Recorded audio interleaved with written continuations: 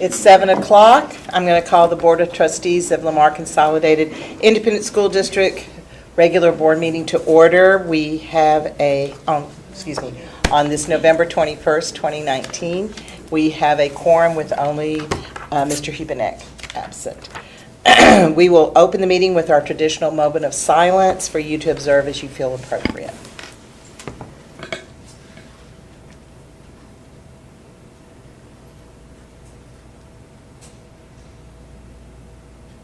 Please join me in the Pledge of Allegiance. I pledge allegiance to the flag of the United States of America and to the republic for which it stands, one nation, under God, indivisible, with liberty and justice for all. All right, Dr. Randall, I'm very excited to see this student reports tonight. Yes, we have a report from McNeil Cinema and Art Club.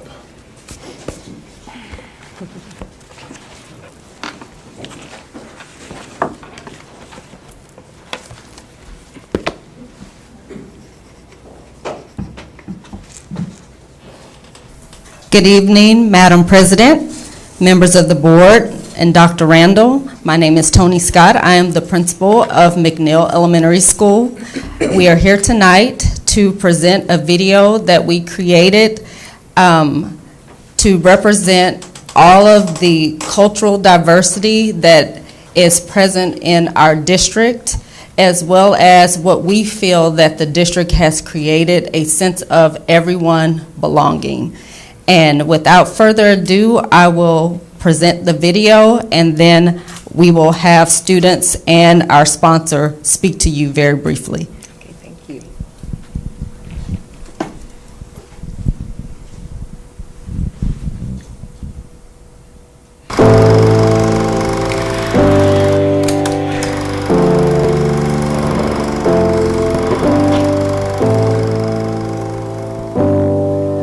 I too have a voice. У меня тоже есть голос. Такие тучи морозят. ¿Puedes escucharme? Naona unachoweza kuona. 我听到你能听到的。Ani nimeweza unavako. Acharam uzo. Nakaikenti. Nikinena na roho. Tão close aking buhay. Mas problemas. Yo ilahayan. O solo para charlar. Kakontas misli yata kojo kati. Inzikiras in benyet ozik. Nidnet hindi natin malalaman. Cuando nos cubrimos nuestros ojos, oídos y corazones. Tato George Chioset sinigumin. Emmekä koskaan näitä aitoa itseämme. Pihuno Ebronon. En este lugar común. Hata mieliä. Ja yhtenä äänenä. Inayoweza kusikika vizuri na kwa ufahari. Bonboni ikisafiri zishahai niokona. Ismail Gordon Naserian. Ninasimama hapa kushirikisha sauti. Mfalme Razan alipaukosa ayo. Ewe kwaram olu. Es fuerte y claro. Unanisikia? Ninanchiwama. Kuuletko minua? Kanye mehoren. Narinig mo ba ako? Puedes mirarme?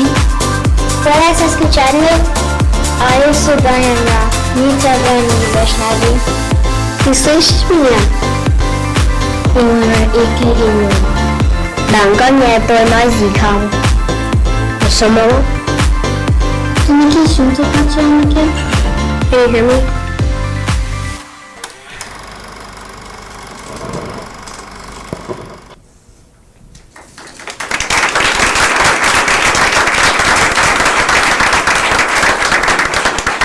Good evening, everyone. My name is Yoon Kim, and I am a teacher from McNeil Elementary. who and also runs this special club called McNeil Cinema and Art, and it is short for MCA. And this after-school program is all about teaching the process of visual presentations and the short storytelling. Our goal is to teach our students the very knowledge and the skills of creating the most effective way of storytelling using the modern technology. We are currently at our third year of our club, and it's growing stronger than ever.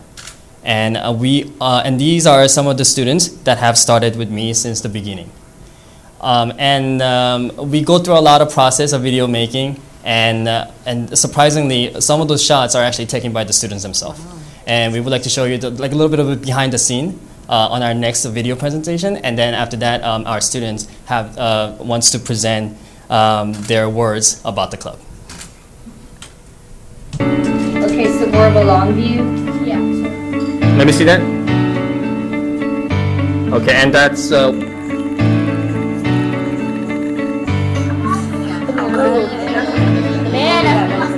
Where's my... What in the world? What are you gonna do?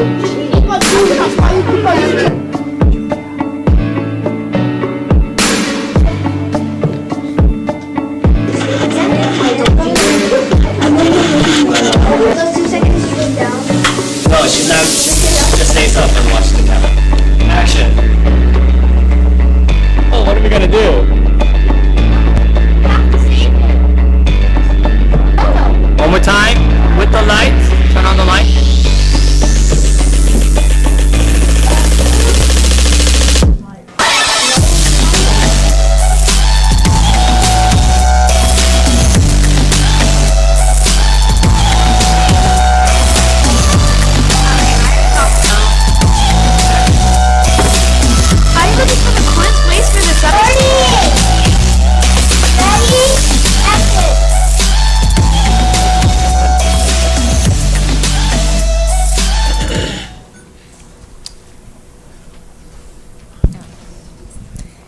Hi, my name is Ariana Macheni from the McNeil Cinema Arts Club.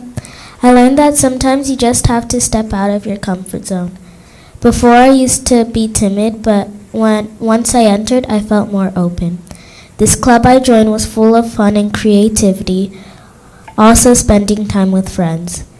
We've created arts from different types of arts, from films to paintings, with learning experiences along the way, like oil pastels or rule of thirds. In all, the importance of an after-school club is giving children a chance to try something new. Hello, my name is Julia Osbeck from McNeil Cinema and Arts. I learned how to operate mics, camera, and lights. I also got a hands-on learning experience with films and creating them. I became a better actress and speaker in general. I like MCA due to the fun in being able to learn new techniques and artistic ways. The importance of after-school clubs to me is to allow kids to express their creativity and be themselves. This club also helps balance out fun and work. My name is Helen Harambe from McNeil Cinema and Arts Club. I learned how to operate a professional camera and blend oil pastels. I like this MCA club because it teaches fun projects to learn, and I got to try new experiences. I think after-school programs are needed because kids often get bored and tired of staying home.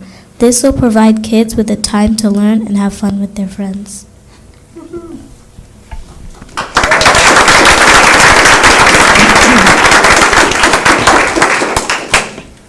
Thank you very much for allowing us to stand before you and present our McNeil Cinema and Arts Club.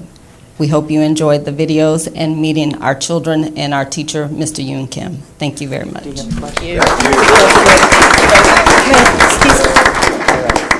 We were going to ask you a couple of questions. Come on back a minute. Come here. We're not through, girls. We want to ask you some questions. Nothing hard. No. Go ahead. Ariana, you had talked about being very timid and that now you're more open. What do you think you're going to do in the next couple of years? What field of work, the art or the cinema? I'm interested in the cinema part of the club and also the art, but the cinema. Okay, you did a very good job. Thank you. Julia, you had said that you learned a lot of new techniques. Was that in the art part or with the cinema and the movies and cameras? Both, because before I knew like nothing. So I learned a lot about how the camera works and how different shots make somebody look different. And for art, I learned how to blend colors and make colors more vibrant and if they need to be more hidden. Okay, good. And Helen? Oh, nice. You were talking about pastels. What is that? Pastels are like crayons, except they are more softer and you can blend them easily, and they're also kind of made out of oil to give out a soft look, and when you blend them, they seem like you just threw a bunch of colors on paper and made it. I'd love to see your artwork, all three of you. How about in the cinema part? What do you enjoy the most? I like the cinema part because acting, I love to act, and I've been acting since I was like 4 years old at home. Did your mother figure that out? Thank you, girls. Okay. Is there anything? I do want to say thank you for having this on your campus. I assume that it keeps growing every year as the other students see what's coming out of the club, and I'm very proud of all of you, and we are eager to see what you have to show us in the future. Thank you for Thank you. Good job.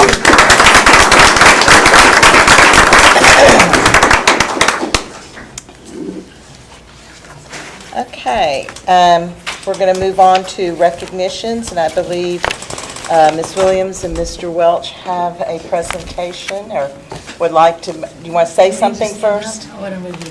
You just speak. Are we all taking a picture of that? Yeah, we will. Yeah, we will. Do you want to say anything before we get up? Yeah, Coming in? can they come on in the room? Oh, here they come. We can.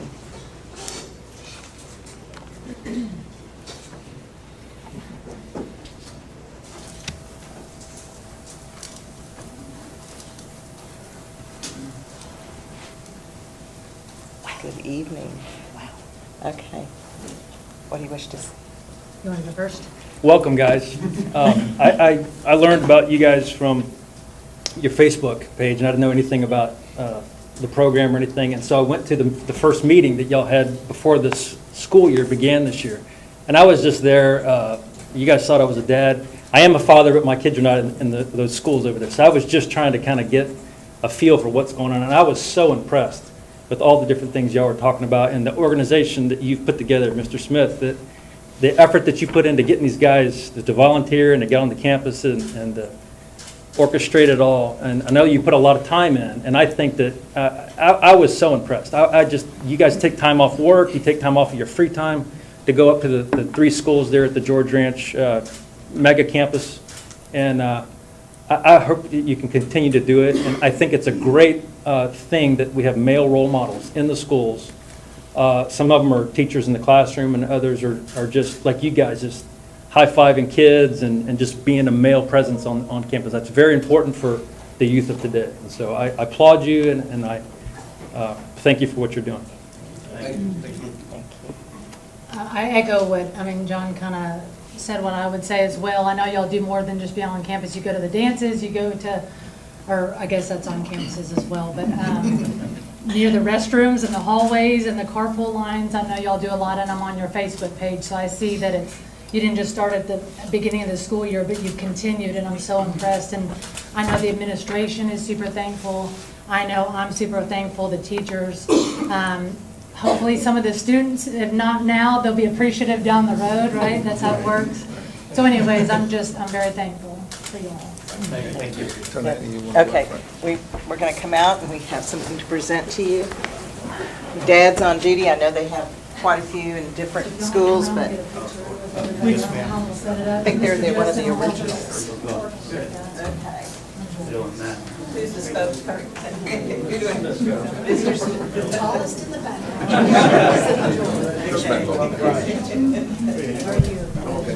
Where's our? Yes. Other board members coming.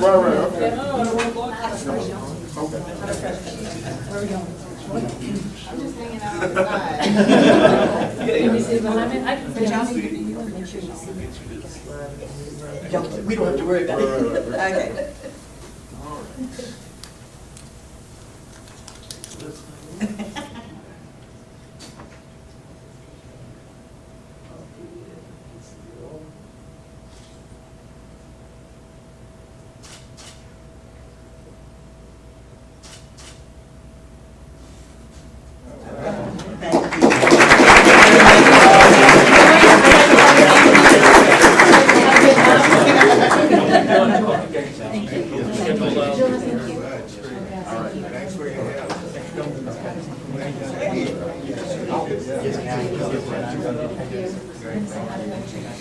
Elgin, I didn't get to check your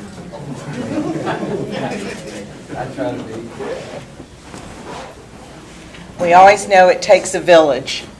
We all can't do it ourselves, and we appreciate the volunteers that come in all forms. All right, we have one more recognition at this time.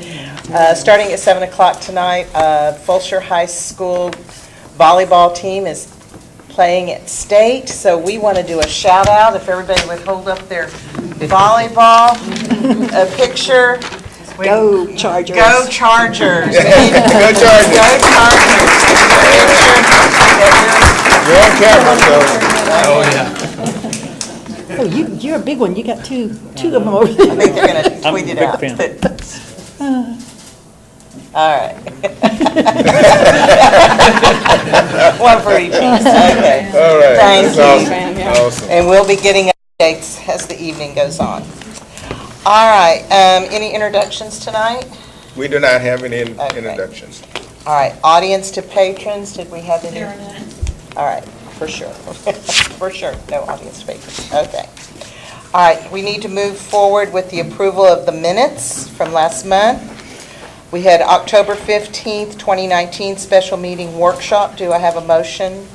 I'll make a motion to approve. Do I have a second? All right, to approve and second. All in favor say aye. Aye. Any opposed? Motion carries.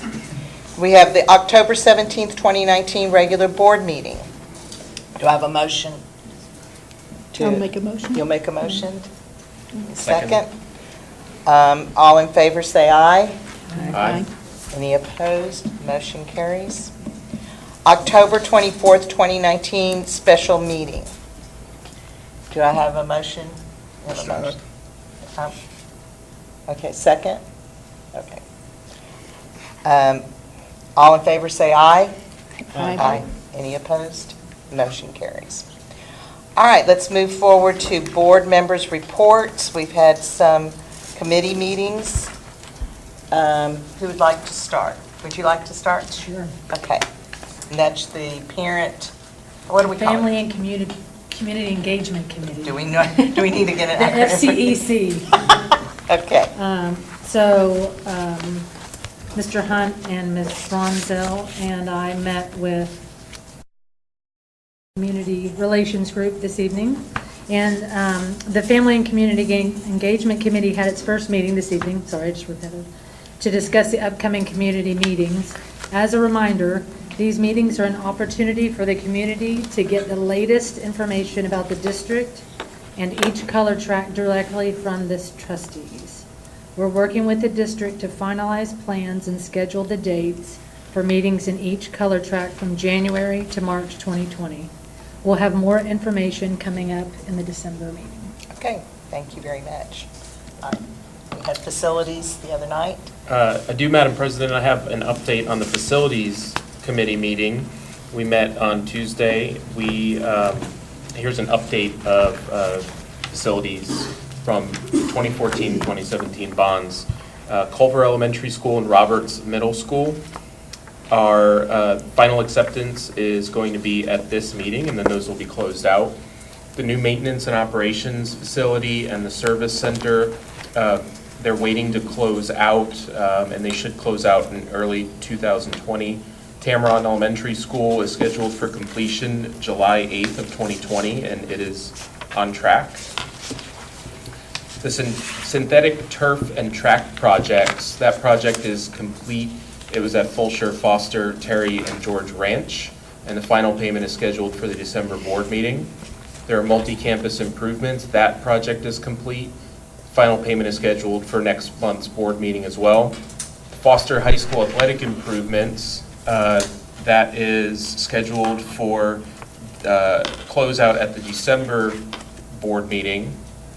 On tonight's agenda are the Alternative Learning Center addition and renovations, the design development for Jane Long Historical Gym, and then the design development for the transportation fuel tank replacement. Terry High School and George Junior High School, the design development is in progress.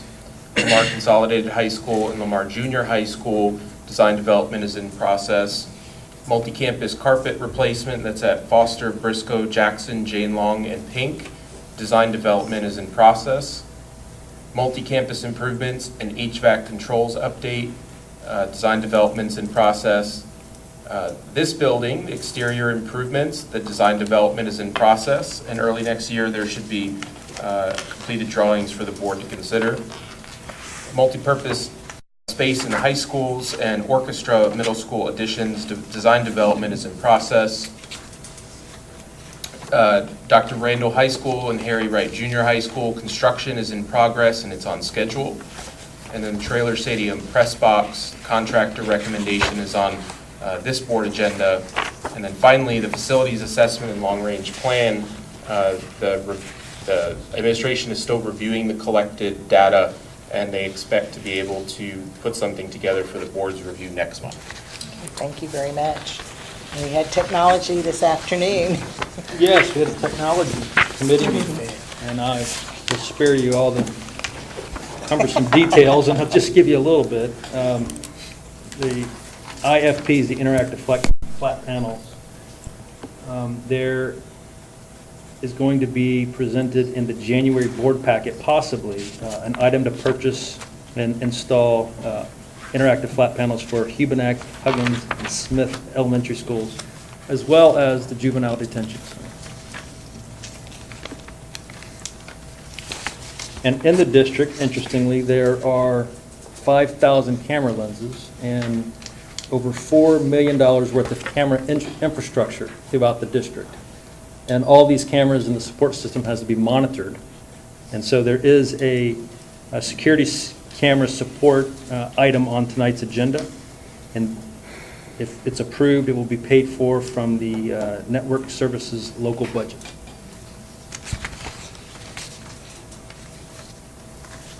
And finally, there's going to be an iPad refresh in the district. Approximately 4,400 of the district's 15,000 iPads need to be replaced. And an item agenda will be on the December board agenda to do that. And this project will be funded utilizing the 2017 bonds designated for the iPad refresh. Okay, thank you. Now, if you'll indulge me just a few minutes, I've tried to keep up where all of you, the board members, if you look out in the community, we're everywhere. And we're going many, many different places. And since we met last, there have been, several of us did get to go to George Ranch High School and see Mamma Mia. And it was a fabulous production, and I hope many of you did get to see it. If not, the talent in this district is amazing. And then I caught the Night of the Living Dead at Lamar High School. It's kind of scary, but it was Halloween, so I guess it was right on track. 2 weeks ago, Lamar had the Lamar Junior, the junior highs met for their one-act plays. The top three met with the top three middle schools from Sugar Land and had a contest this past Saturday, which went and sat through all of them. And they were, the students at these junior highs and middle schools, they are, it blows me away of how mature they are and their talent.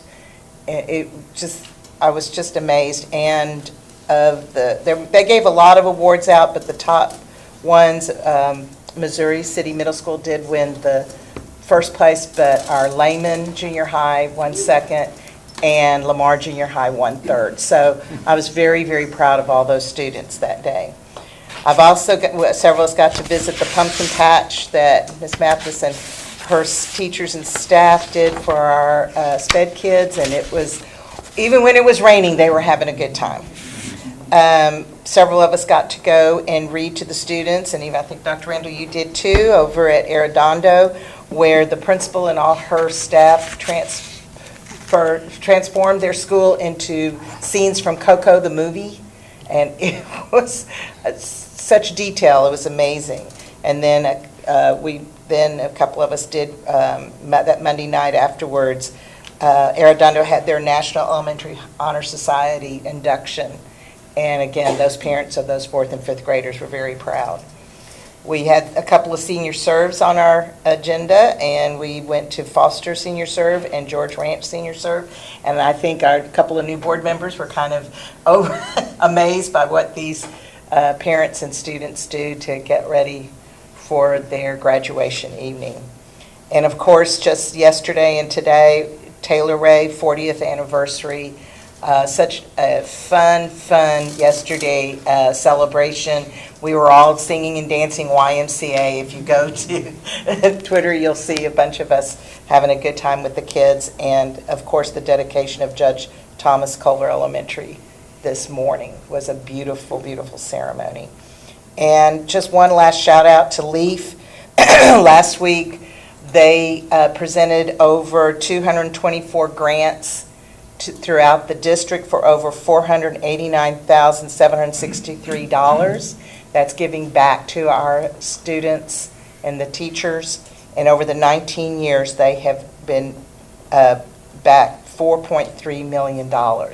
So it's so nice that so many people support LEAF, but look what they do for our kids. So I just want to say thank you.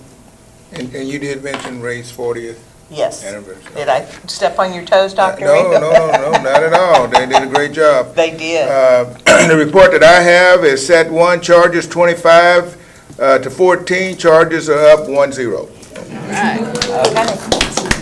Okay. Send happy thoughts. That's all I've got. Oh, that's all you got. Okay. That's your information. Okay. All right, let's move on with doing a consent agenda. If you need for me to pull, please let me know. Let's start with goal A1. I'd like to pull that. A1? Yes, Okay. A2, A3, B1, B2, B3, and I'll come back and read those donations. And you had an Yes. an Addendum. amendment. Yes, I've got that. All right. We'll pull 4B. B4. B5, B6, B7. I'll pull that. Okay. So then do we need to pull B8? Probably, let's just do for now. Sure, pull on that. Okay. Let's pull 7 and 8. B9, B10, B11, B12, B13, B14, I'd like to pull that one. B14, Oh, wait, I'm sorry. do you want B14? Is that correct? Actually, yes, I'm going to pull that one too. Okay, 14 okay. and 15. B15, Yeah, Okay. 14 and 15, please. you want B15 also? I do as well, it may be. Yeah, Okay. 14 and 15. B16, B17, B18, B19, B20, B21. Then we have C1, D1, D2, and D3. So we have A, 2, and 3, B, 1, 2, 3, 5, 6, 9, 10, 11, 12, 13, 16, 17, 18, 19, 20, 21, C1, D1, 2, and 3. Do I have a motion to accept the consent agenda? Make the motion. Do I have a second? All in favor of accepting the consent agenda, please say aye. Aye. All opposed? All right, the consent agenda is standing approved. All right, so I don't forget, let me go ahead to B3 and read the donations to the district. All right, from Madison Charitable Foundation donated $5,000 to Common Threads. Foster High School Activity Fund donated $8,660 to purchase a parking lot security golf cart for Foster High School. Frost PTO donated $6,061.28 to purchase Think Up math books for Frost Elementary School. Fulshire High School baseball boosters donated $19,991 to purchase turf-covered halo installed around home plate on the field at Fulshire High School. Hubeneck PTA donated $10,590 to help pay for field trips at Hubeneck Elementary School. Friends of Huggins donated $16,359.69 to purchase a poster maker, die cut machine, and printer workstation for Huggins Elementary School. Friends of Lehman PTO donated $10,741.52 to purchase 30 iPads, iPad cart, iPad cases for Lehman Junior High School. And Friends of Lindsay donated $5,000 from the Fall Festival to Lindsay Elementary School. We thank all those people that donated such big amounts and continue to support our schools in every way possible. All right. Now, let's go to 4. Do we need to make a motion on? No, we have 10A1. Oh, 10A1, I'm sorry, I on it. skipped it, I'm sorry. 10A1, that's you. You need to make a motion about the student course selection catalog. I make the motion? Do I want to pull it? Well, we need, well, For we, 10A1. They're asking the board to approve the 2021 student course selection catalog. before we can And discuss that's it, what, Oh, before we discuss it. we need to make a motion. So moved. And second? I second. Okay, let's have discussion now. There we go. All right. Okay. Ms. Kaminsky. First of all, I'll apologize because some of the questions over Tuesday I thought about yesterday, and I don't want to take a lot of your time, so I typed it up just to get a clarification. And some of this, I don't expect y'all to know the answers. It can be done after Christmas, January, eventually. We were talking about the Education, Training, and Human Services program, okay? Is the CDA certification in place now? There is an opportunity for kids to get a CDA certification, yes, and it requires 480 hours of time to be able to sit for that certification. And do we know if anybody has completed it? I do not know that Okay, currently. that's the kind of things I didn't really expect you to know today. And then I also put down this certification, I had said to put it on the list on the first page, which is page 19. Is this something that could be done on this printout, or is there a reason, since it is in place? Is that just an oversight, or hadn't brought it up? Yes, we can add that. Okay. Then the second clarification, I was talking about things being free, and it hit me. Nothing is free. Everybody has. So scholarships, we working with WCJC or CLI to work on getting scholarships for these students that want to get their CDA certification? I can't speak to directly the CDA certification, Okay. but there are avenues to try to begin to paying for certain certifications for kids, yes. Okay. Scholarships.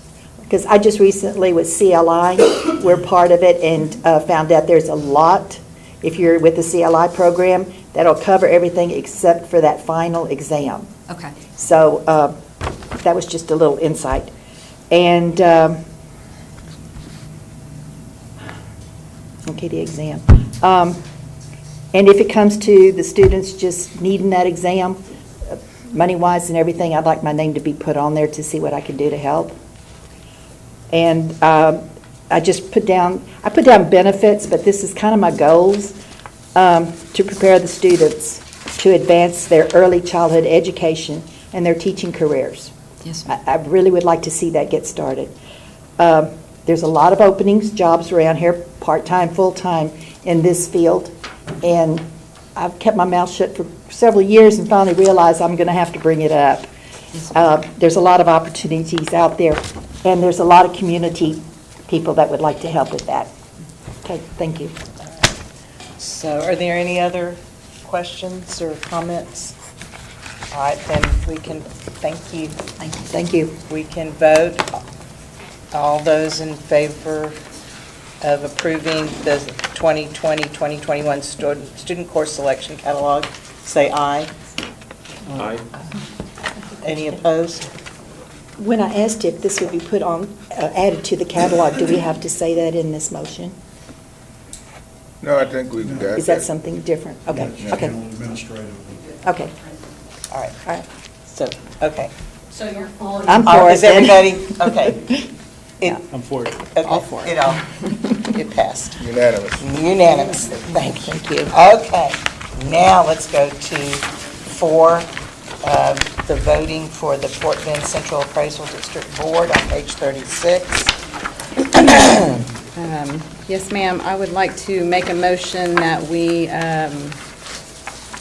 give all, I guess I'm saying this correctly, give all of our 575 votes to Mr. Jim Key. Is that appropriate? Is that the appropriate motion? That's fine. You need a second, though. I'll second that. You'll second? Is there any comments, or that's it? Any Is there questions? commentary on why we would do that?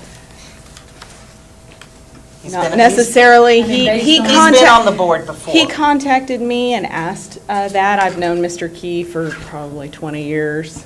He's been on, I believe he's been on that board before. I don't know if he's presently on the board. I think he is. Is he presently on the board? I think so. Yeah, and he was the only one that reached, I don't know if anyone else was reached out to, but he did reach out to me and ask if our board would consider it. And there's 5 candidates. Yes. For 5 positions, so all of these candidates are most likely going to be on the board. It's just showing our support from our district. Okay. So, So, all in favor of giving all our 575 votes to Jim Key? All in favor say aye. Aye. Any opposed? Motion carries. Okay. Now, all right, let's move on to page 52, the trailer stadium press box. Do I hear a motion for us to approve the construction of trailer stadium press box in the amount of $4,157 and authorize me to execute the contract? I'll make a motion. You'll make a motion. Do I have a second? We have a second. All right, now we need discussion, and I think you had some questions, Ms. Williams or Mr. Welch, or? Did you pull that one? I pulled that one. I don't have a lot of feedback. I was just kind of wanting to get everybody's opinion on it. To me, it's a lot of overcharge, and it seems like that's not what was presented to the public. So, Do we need to have some more, can you give us some more information about how we got here? Did everybody get the copy? Yes. Okay. All right. Give us some more information. Okay, so I'm not sure exactly what we're going to go over, different than what we had on Tuesday, but basically it comes down to the scope of work that was derived in the bond planning stage was just that it was a looking at best practices of press boxes, and then once all that got approved and we got into the true programming, which is after the bond issue was passed, we saw that the program really needed to be higher than that. And that's really what we ended up doing. So the scope of work fits the needs of the district right now, and that's how the bottom line, how it looks at. And some of the questions that that you had there, just basically kind of walked you through. We started with a number. We felt like that was going to be the number that we would be able to do the press box for, and we just missed that number. And we're now at a point where when we come back and we did the actual design, we've identified that that number is more than what we originally put in the bond budget. That's just it. We just missed it. And but this is one of those projects where the longer it goes, the more it's going to cost us. We feel like that this is one of those projects that's been long overdue. And I don't know if Kevin, I stepped on you, and I'm sorry. You may have had something better to say than what I just said. So. No, maybe just with the program. So the original program was 2,200 square feet. What we had mentioned the night before, or on Tuesday evening, was at schematic design. We tested the pricing. We found the pricing to be high. We actually reduced it to about 1,900 square feet. It didn't really fit the program, so what we actually bid was the original 2,200 square feet. But that 2,200 square feet that was in the bond and what was priced at the roughly $2.5 million for construction is coming in at roughly the $4 million. So the program is not bigger than what was actually in the bond. It's just that what was allocated in the bond is not sufficient to cover what we're actually seeing the costs. And I know we had laid out where we go back and dive into why do we think that this occurred, and those are the items that we had brought up. So one is the contractor market, the other is what we've seen with steel. Part of it is the complexity. It's a small project for a high-rise building, so to speak. So, but the program is the same as far as the square footage and what the intent was for the press box to be. Does the narrowness of how much time they have to actually complete the project have anything to do with the numbers too? Because they really only have from, way I was looking now, December to early August. You got 8 months. Yes. They have 8 months. So normally this would, on any given...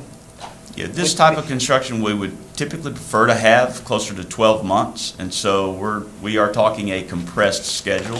It's really a 9-month schedule is what we're looking at. And so I would imagine the contractor could answer that better, but typically a compressed schedule is going to cost more money just because of the overtime and how they're going to operate when they actually piece it together. So why is it a shortened schedule if it was the 2017 bond?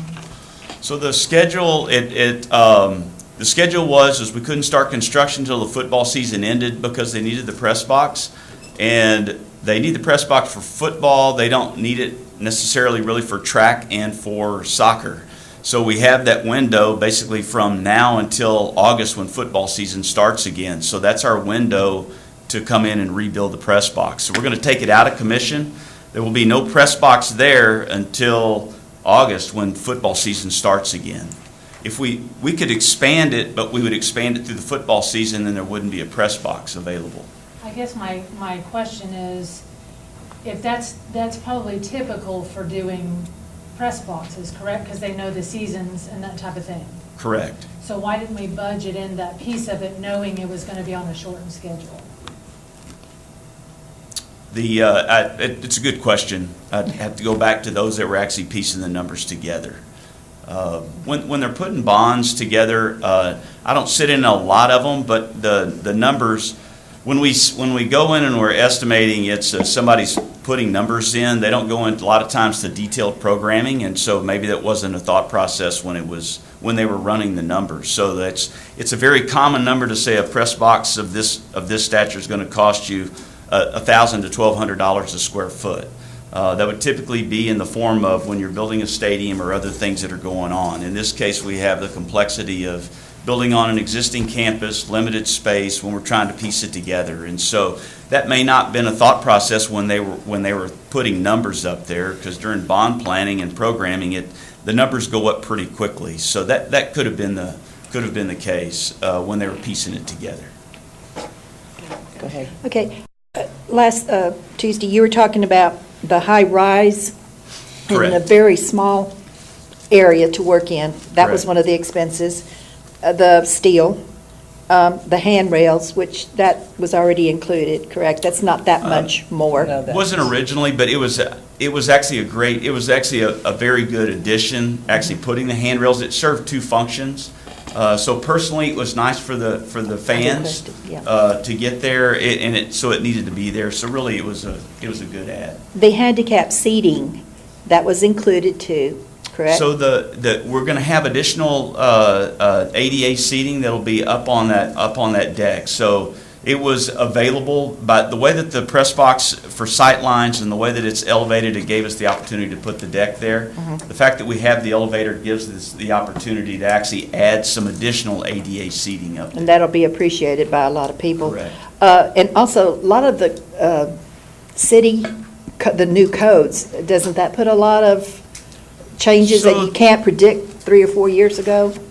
Well, so there's, yes, so not necessarily even 3, but yes and no. So when we actually deal with code, this is, every code official is different. Fire marshals are different in all their communities, and there's some leeway by how they actually look at things. This is, for us, it's the first press box where we've come and actually built, and we've had to actually sprinkle the entire underside of the home side bleachers.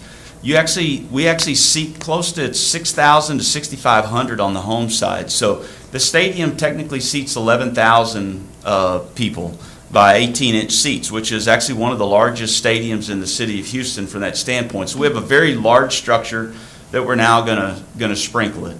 And that's not a bad thing, but it becomes a cost that wasn't anticipated. And it wouldn't have been anticipated at the bond planning stage, because it's not typical of what we would see, but we can also understand why the code official would be looking at it that way. Okay. And we probably wouldn't even be talking about this if we didn't have that extra money in the 2014 bond to make the difference up. That's a good question there. I just want everybody to understand, you know. We may be talking about it, but we would be looking at other avenues. Okay. Yes, ma'am. So everybody didn't go into the big shock of Right. this. But this, when you start talking about how many it's seating and everything, I wasn't aware of, I didn't pay attention to all that. I wanted the guardrails. Yeah. Or the handrails.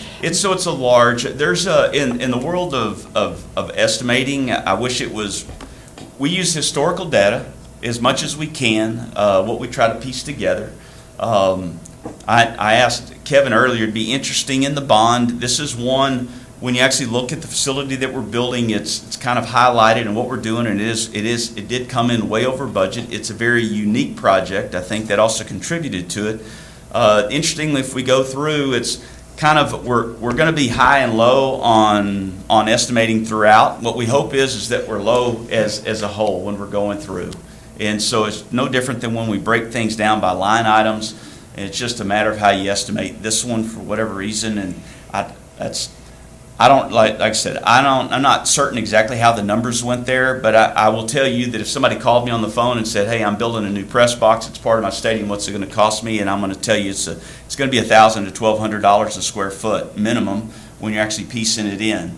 All these others, you raise a great point as far as all these other things that come together as far as the time frame it needs to go in. Certainly that would have been a nice thing to put there, looking at the component pieces of the size and the area. What would not have been known is we never know with steel how that's affected. The contractor market is very strange. There was a time period where it seemed like Lamar Consolidated, every time a bond went through, we almost went through the wrong cycle, that the contractor market, it's not that they're just charging more money, it's just that there's limited subcontractors and contractors, so we paid more. We work in all these districts, and so we have a good feel for what square footage prices are, but these things have a tendency to fluctuate. And it's caught us on this one component, on this one job. Ms. McKeever, you've worked on several bonds Yes, ma'am. throughout the years. I've been now, I guess, two full through. And over the last 10 years, I can only think of one where we had to add a lot more money, and that was the baseball fields. Is that the only one that really jumps to mind? Terry High School baseball, we added some Yes. funds to that. Right. But other than that, we usually come in on where we need to be. I'm pretty sure, maybe one other one or so that I can't remember right now off the bat. But for the most part, we have available funds in each bond from the 2003 to 2006, 2011, 2014, 2017 even. We've always had an available pool of funds that after the bond. So if you get a surprise, has been done. Yes, ma'am. like this one. I know that several of us sat in on those Citizen Bond Committee meetings, and the 2014, this was brought up, it was voted down. It was probably one of the top ones in the next cycle. So it's just a different group of people. A lot of people went, I know this was one that was very anticipated. So it's just not, doesn't make you happy, doesn't make us happy that we're having to spend more money on it, but I worry that the longer we wait, it's not going to get any cheaper, and it's something that we need to see done eventually, just because it needs to be fixed for us to have the type of school district we have and have the type of press box we have. So I appreciate it. I know this has probably been very frustrating for you. Is there any other questions or comments? Okay. So in the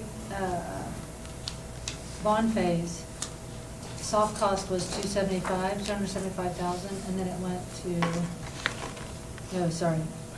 Soft cost was $555,000, and then it says facility and planning project budget went to $275,000. Can you explain that, why that was such a big change? When the bond planning was done, and we get a total number for the project, and then those budgets are brought out and cut out with percentages. And that's how those bond budgets are broken out.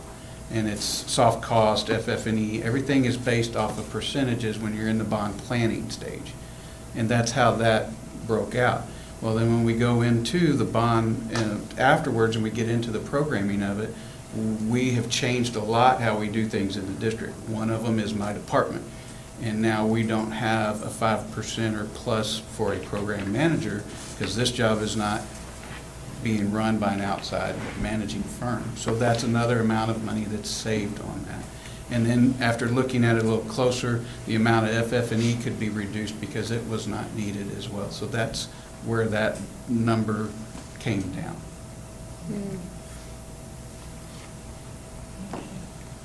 Anyone else? Okay. Let's call for the vote then. All right, all in favor of us approving for the construction of trailer stadium, please raise your hand and say aye. Aye. Any opposed? Okay. Aye. Okay, one opposed. All right, motion carries. All right, we went ahead, just in case, and pulled the next one. Can I have a motion to approve Terracon for the material testing for trailer stadium press box? We have a motion? We have a motion. Do I have a second? Second. Second. All right, any discussion? All right, all in favor say aye. Aye. Anyone opposed? Motion carries. All right. Let's come down to, I believe we pulled the Jane Long Gym, page 100. Do I have a motion to approve the design development for Jane Long Historical Gym? I'll make a motion. You'll make a motion. Do I have a second? Have a second? All right, we have some questions or discussion. I have a question. I just wanted to hear some information on the security aspect of the new building. How it will be taken care of, since we'll have all that in there? So, Correct. okay. Yeah, just The security. cameras and buzzing people in, that type of thing. Yes, I'll have Rudy Stark come up, but yes, that will be included in there, and there will be card key access, so the building will be protected and secure. But specifically, can you describe how that will work? Will there be somebody at one of the doors? I know they have the drop-off in different areas, people coming in different areas. Is there going to be somebody located at each of them? Is there going to be a central system that somebody can see them with a camera, they buzz them in, that type of thing? How's that going to work? Yeah, Rudy Starks with BLK Architects. We met with the end user group, and we're working with our engineers now. So what it will be, the primary areas will be the drop-off area around the back, and there's going to be a buzzer system so that it'll be heard in the volunteer room where most of the people that need to hear that will spend their time. And it's not going to be buzzing throughout the office, it's just in that one particular area. And then they can go back and attend to that when they're not in that space. And then it'll be a card reader access on the other doors, and then we met with the security folks and talked about camera locations. Camera locations are sensitive in this area because it's people with a need, it's a hardship, so we've got some miniature cameras basically that we're placing in the ceilings. And the doors and public areas are going to be more of the standard cameras.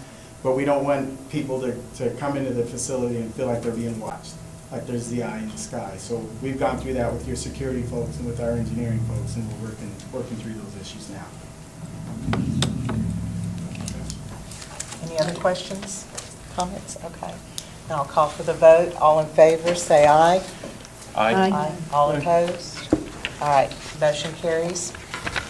The Alternative Learning Center, can I hear a motion to approve the design for the Alternative Learning Center, additions and renovations? I'll make the motion. You're making the motion? Second? I'll second.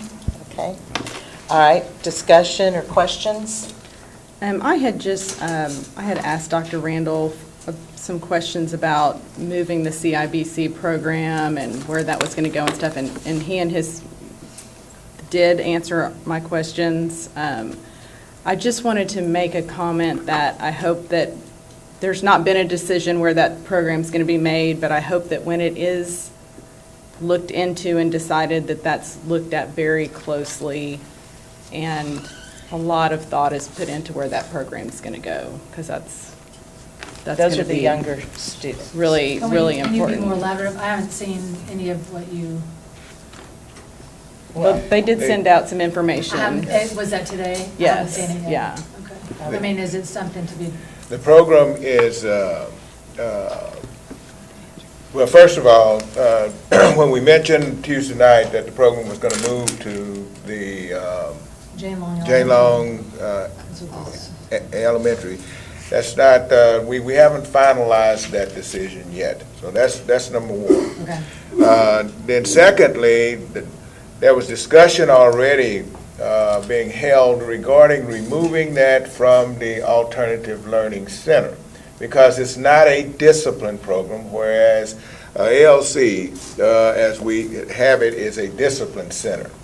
Most of these kids are kids who have various challenges that need to be addressed, and the group is working really, really hard to try to locate them in a place where they can have all the therapeutic support that they need in order to meet their needs. And so the staff, and I'll let them comment further on that, right now looking at alternative locations for that so that it's not perceived as a discipline center, because it's not.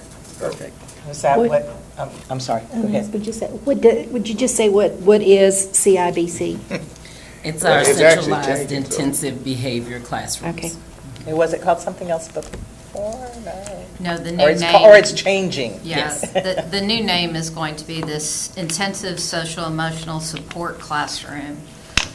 This is more of an intensive unit from our self-contained classrooms that are our SESC, the social emotional support classrooms that are currently located at campuses.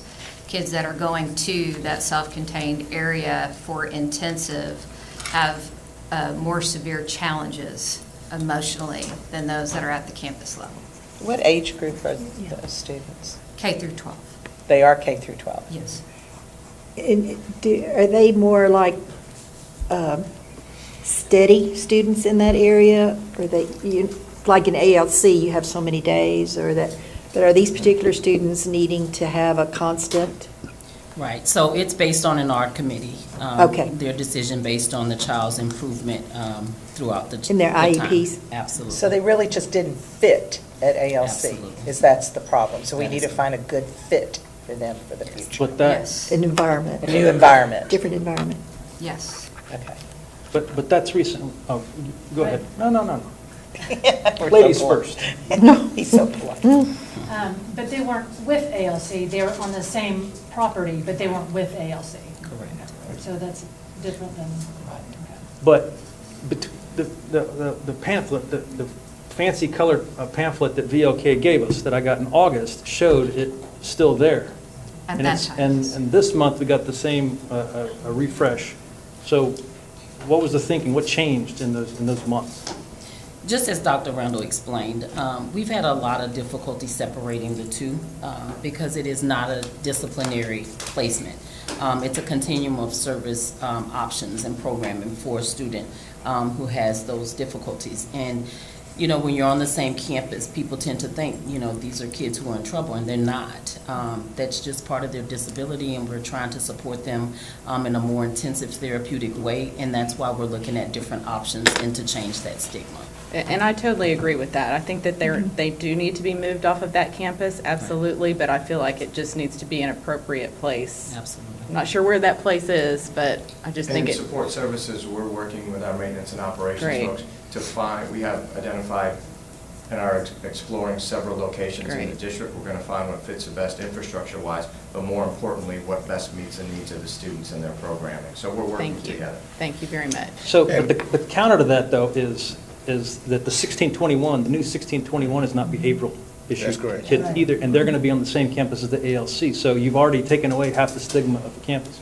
And I'm not an expert on the property, and you guys are the professionals, and VLK is, but you still have taken away some of that stigma of the ALC campus by putting 1621 there. Part of the additional conversation that was also had is that when we began to have this idea of trying to really have this more therapeutic environment for these kids to serve them, we believe, in a better capacity, is that as we spoke with the ALC principal as well as facilities, that moving them off of that unit also provides more space to also provide for our growth. Because in 2020 or 21-22, we have Randall High School as well as Wright opening. And in secondary campuses, we're also going to have, you know, sometimes that's where we get more of our ALC students. So it would enable us to have greater space for our DAEP as well. And so it somewhat was a win-win solution for us. The therapeutic environment for the kids in the right place with the right supports, and also to contend with the growth that we are seeing. The personnel, the principals, they service both 1621 and the students at ALC. So right now, they're having to go to two different locations. And this was I thought was going to help minimize that and have them more with the students all the time. Well, the special sites administrator actually serves all of our 1621 AM and PM sessions, and then our early night school, as well as JJAP, JDC, 16, you know, and then the ALC. But yes, having both at the same place, I think when we look at 1621 moving over, I mean, we've already had 19 graduates this semester. And we feel that from the Department of Academics standpoint, that the environment in that which we're creating at 1621 is going to serve even more kids, and we'll have more graduates for the area. So again, it's multiple on the reason that we're wanting to move in this direction. multiple reasons. Okay, go ahead. About how many of the students are in the CIBC program? How many children are we talking about on average? This time, we have about 8 kids. 8. So it's very important for them to have the right environment to succeed. Okay. Any other questions or comments? Okay. No, thank you very much. Yes. Oh, I'm sorry, go I was ahead. just- I didn't get a chance, because we got it today, I didn't get a chance to look at these answers. So if, in the construction phase, I'm trying to remember which one it was. The first item is to tear down or to demolish, I'm trying to think of the verbiage. Demo existing CIBC. So that's the first phase. So if we don't know where they're going, and Or we that's won't the demo first. What? No, I'm sorry. Go ahead. So what's the plan?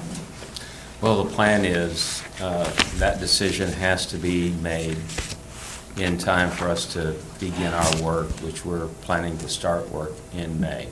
So as long as that decision is made prior to then and provisions made for the relocation of CIBC, it will not impact us. So it's not a decision that has to be made tonight for the location of CIBC. Okay, and so will that come back to the board before for approval of where the location? Or would just That's be an something update? we do. It'd just be an update to us. Yeah. And are the portables actually being moved? Or are you demoing the? The portables at CIBC will be demolished. Okay. We do have existing portables within the district that we've That you're identified. gonna They do require some modifications. One of the challenges is in moving them certain places within the city of Rosenberg, we run into logistics like trimming trees and getting permitting to go through. Our other option, if we can't do that, is to build on site. So again, we go back to when the district and the instructional side decides of these areas that we've explored, which one will best meet the needs of the program and the students, we will do what it takes to make sure those are set up and ready to go. So nothing will be done till the end of the school year, so it'll be just for the 2021 school year that we're going to need to figure out where these. Your transition won't be so drastic for those kids to do it that way. Okay, go ahead. I'm sorry. I guess my question then is, can it be brought back to the board for approval of the location?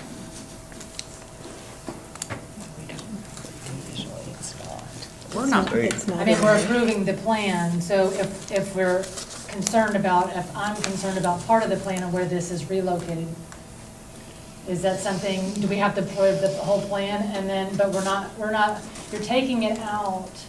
This is a programming decision that we're making basically to serve the children, updating you guys, obviously, and offering an opportunity to answer questions and providing input. For sure, we will do that. And no. Historically, we have relocated programs before throughout the entire district that we've not come to the board for approval of those relocations because we're trying to identify, because a lot of times it has to do with population and art decisions. There's a lot that's involved in that. And historically, we've not brought those back to the board. But I think that we recognize the fact that we need to update you on where we're going with that, so that you can at least frown and say, I don't know about that. Or give input. Or give us, so we can certainly do that. Thank you. It's like you expressed you had a concern right over that particular location, and we'd like an update on. Yeah, we can give you an update. That's not a problem. Thank you. And I guess I would like to get an update with that on security, that Mr. Warren has given the stamp of approval on that. Dr. Robert, like the well-being, the wellness program, the security, to make sure that the new location has their stamp of approval. We will definitely keep everybody in the loop, and the support services are in the loop in these decisions, and will be. Okay. Okay, go ahead. You also have to meet some federal guidelines too, don't you?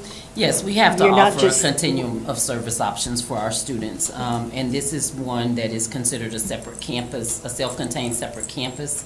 Outside of that, we would have to outsource a lot of the students, meaning we would send them outside of the district, which is a more restrictive placement. And so this is a placement that we're trying to keep within the district to keep kids closer to home, of course. All right. I do have a couple questions very briefly. You said that there's 8 students in the CIBC program Yes, sir. right now. And those are students, there's one location for students all across the district to go. When the intensive SESC program gets rolled out, will there still just be the one location for students all around the district? More than likely, yes, because we just don't have enough students to warrant multiple locations. So would you say that as the district grows and potentially there's more students, that then there would be consideration of maybe we need to put these students on campuses or just at different locations throughout the district so that way it's more accessible to families? You know, we always consider all options. We look at programming annually to determine the best thing for the students and the students who are accessing the programs. So it definitely is a possibility. Mr. Todd, one of the things that they have been trying to do, though, is because sometimes these kids can be extremely disruptive, to place them on the campus. They try to get them back to the campus as quickly as they can. But while they're going through this program, typically we want to try to remove them from the campus. But I do think that we're such a large district that we may need to be looking at in the future at some point multiple sites, at least one in the southern part of the district and then one in the northern part of the district. But we typically have not placed these students on a campus. And so the typical continuum would be once behaviors are remediated, then they would go back to a campus, be in like the PASS program? Well, no, in the SESC In program. the SESC now, but they would be in the PASS Yes. program. So now they go from ISESC to SESC. Right. All right. A, B, C, D. All right. All right. Thank you. Thank you. Thank you. All right. I'm going to call for the vote. All in favor of the approval of design development for the Alternative Learning Center, please say aye. Aye. All opposed? Motion carries. All right, I believe that completes our agenda items, but I think we wanted to discuss which direction we want to go for the board meeting video. And if we want to have a discussion on that right now, so on 237. We don't need a motion or anything for that. I can kick it off, Madam President. Go for it. All right. So this was an item that I've placed on the agenda as an information item so that hopefully we can get some information from the district about our different options. And then, depending on what it seems like is the consensus of the board, place an agenda item for consideration and a vote at the December board meeting. So I see this item as a continuation of the transparency and the expansion of, kind of the board to community relations that we're trying to do. So we have our Family and Community Engagement Committee. We've added the items that we received that aren't necessarily in the board book. The district has added that to the website. We have our board governance calendar so that the community can see what we're going to be doing month to month in our meetings. If somebody, though, can't make it physically to a meeting, they're left to watch the YouTube video online, which is posted about 2 days after the meeting. And so if they're watching this meeting right now, they wouldn't have seen the video that was presented for McNeil. And all of the speakers that came up to the podium here, they would have seen the back of their heads. So we are complying with the law by we have a camera up there and we're posting it typically within 2 days, which is faster than we need to. But as the district continues to grow, I think that it would be right for the board to kind of keep up with the times and provide a little bit more. So what I asked for was some information on how we can add some additional camera angles. And so the information here is basically, we want to be able to see what's on the screen, either digitally added after production, where the screen can kind of be put in a picture-in-picture mode, or that there's actually a lens that looks right at the screen. And we want to be able to see the people, not only the audience, the patrons, but the staff members and the families and the kids that come up here. And we want to be able to see them too. So there's a few different options here. I think that any of these options is better than what we have now. It's just a matter of how much we want to spend in order to achieve that. And so I wanted to hear my fellow trustees' thoughts on that. I had a question, if somebody else wants to jump in first. We were looking at either adding additional cameras to have edited, or we can go to live production. I do go and look at each month, and I see we have about 850 people that have subscribed to see our videos. And if we went to live production, can we track how many people are watching us? Yes. Through that too? Yes. Because I just didn't know if maybe we would reach more people by going, if they knew it was live, than having to go back and then once we did it live, would it then be posted later? Yes. And have to be edited, or just post what you see? So with the live production option, what would happen is that it would basically be produced live. So someone would basically switch between a camera facing the speaker, such as myself. There's a presentation on the screen, and then when the board members speak, and then that would be uploaded as soon as the meeting was over. So then it wouldn't have to go through any editing, because it would be kind of going. Correct. And then that could also be streamed live if that was something that the board was interested in, which we could troubleshoot as well. And this cost is a one-time? For that option, it'd be a one-time cost of about $9,385, or just under $10,000. Okay. Are there any other questions? I have several thoughts. We currently have the equipment to do it live, is that right? Is it? Yes, sir. So I'm not so concerned about live as I am, I think you have a very valid point, that people are looking at the back of their heads, one, and two, they can't see the presentation. So I am definitely for adding another camera in the room somewhere, either over here, that could possibly show both. I mean, that would be the minimum. You could see this, you could use that angle over there to show a speaker and the screen. I don't know if that would wash out or not. Or possibly add, in post-production, add the video presentation and some other things to it. I don't think that I am personally don't want to go to having a television crew in here with, guys with headsets and, Panda, angle 4, those kind of things, because I know some districts do those kind of things. And I don't think that we're at that point, but I do believe. How would it work? What's that? Live. I would just like to, because you're right, it's a lot. Is there someone here just flipping them themselves without being involved? So for the live production, we'd have a district staff member that would run it through a computer, and they would be in the audience or in the back of the room. And so there might be a camera on this front wall facing the speaker. We have the camera in the back. And then there'd also be a connection to the computer screen. So if there was a video or a presentation there, that individual would then basically toggle between 3 options during the meeting. So if you started to speak, it would go to the board shot. If I start to speak, it would come back to me. If we're showing a presentation, it would go to the screen. Okay, so it isn't more personnel having to, because they're either going to edit as we're doing it or edit later. One way or another, that person's going to work, but it would not, hopefully not be in our face, like you said. That would bother me too. Anything? He said something, I'm trying to understand live stream. You said something a while ago and it hit me, well, that's not live stream. It was that an hour later. I mean, this is not in real time?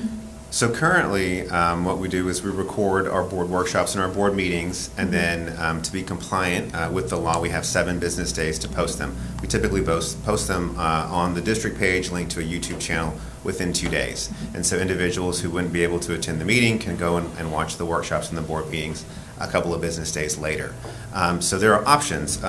Really, we're talking about different camera angles. We could add different camera angles and use the same process where it's not live and we post it probably a day or two later. But really, if we're doing a live production version, it would essentially be edited in real time. So the day following the board meeting, it could be posted online, or it could be streamed live and then posted right after. So if I was at home right now watching my program, I could wait till 9 o'clock and that's when I would be able to see what was going on here? No. Well, this would all be via the web. So you could pull up your computer or your phone theoretically, and if we streamed it, you could watch what's happening in the board meeting. And if an individual was toggling between the two cameras and the screen, you would see that as it was happening. But then we would make sure that we took that and then actually uploaded it for folks who didn't watch it live. And so that would be an option of if the board would prefer to stream it live or just post it after, and we could do either.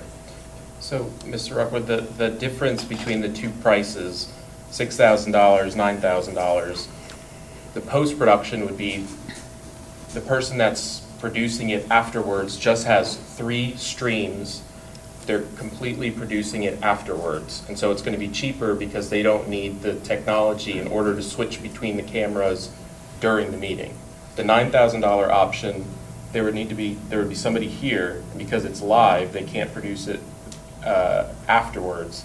They need to actively be using the hardware in order to switch between the different camera feeds. That's correct, but I think if we want to kind of get into the details of how that would work, obviously we wouldn't be the individuals doing it, but I know from an editor perspective, whoever that individual or individuals would be, it would be easier to do it live, because right now, post-production editing is basically you take a large block, which is the entire meeting, you add an opening, this is the date and the time, and then you fade out at the end. If you had to go in after the fact and basically listen for everything and do multiple camera angles, it would elongate the time they have to edit immensely. And so it would actually be a benefit to that individual or individuals to edit live during the meeting and then post that.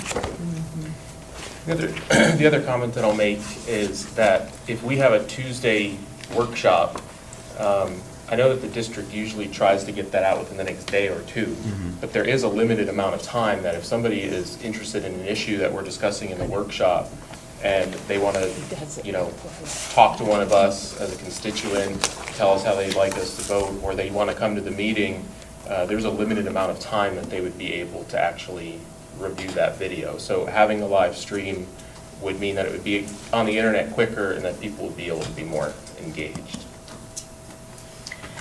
I think it's interesting that you said it would be easier on the staff member to do it live. Yes, sir. Than to.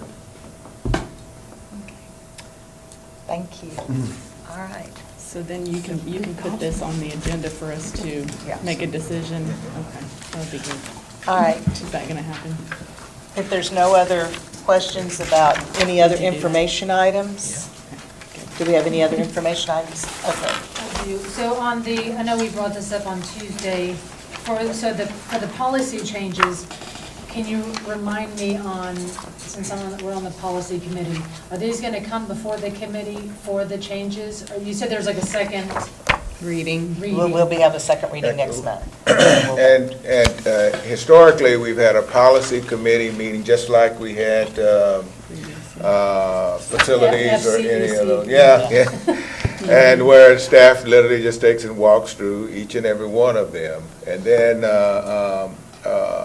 when we have the board meeting, then the board votes then on the policies. Thank you. Usually those meetings, they will say these are the ones that were the basic changes that are happening. And Like give us what's a- included in our book. Right. Exactly. All right, any other questions, comments? All right, then it's 8:23 and we're going to go into closed session. We're adjourning for Texas Government Code Sections 551.071, 551.072, 551.074, and 551.082, the Opens Meeting Act, as well as Personnel and Land Acquisitions for. And the Chargers won, and they're going to the finals. And I guess you're hitting the road. 9 o'clock, and we are back from closed session, and we have nothing from closed session, but we do have,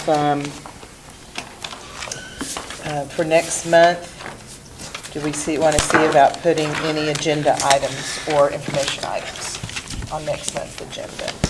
I have a few info items. Okay. One, in the June board book, we signed an agreement with Avail Solutions, I think the name of the place is, and it says in that agreement that they can provide the district and the board statistics on how that crisis hotline is being used. And just, I would like to see how it's being used and how You it's want to being update on how it's being used? Yeah. Okay.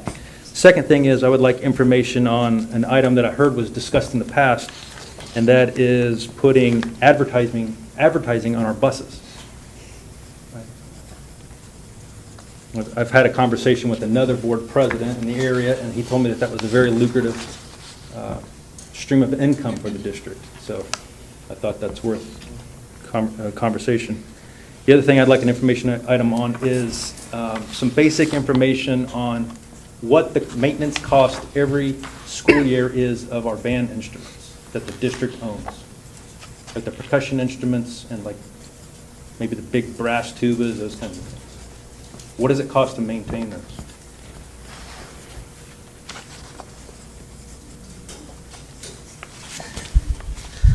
That's all I got. Okay. All right. Anything else? I have one, Madam President. I'd like to add on the board meeting video options, requesting that we approve the live production option that's listed on page 238 of our board book.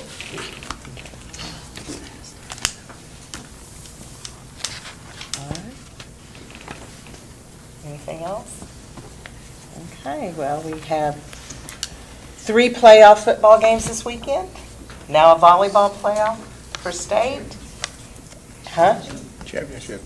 And championship, that's right. And looking forward to Thanksgiving, so have a good week off next week. And we'll see you back, ready to go, come December 2nd. Meeting is adjourned at 9:03.